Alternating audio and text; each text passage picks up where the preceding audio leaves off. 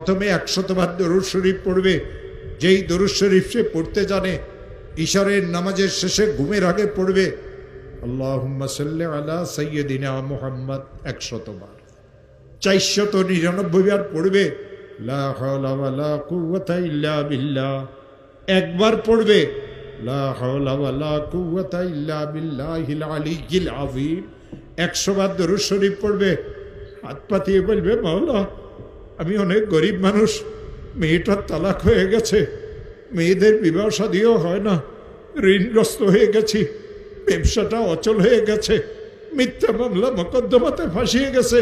যত কঠিন বিপদে হোক না কেন, যত কঠিন বিপদে পড়ুক না কেন, আমার মওলা বলেন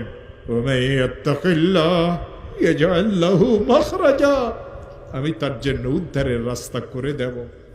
ও আমার প্রিয় ভাইরা, এই আয়াত আল্লাহ সূরা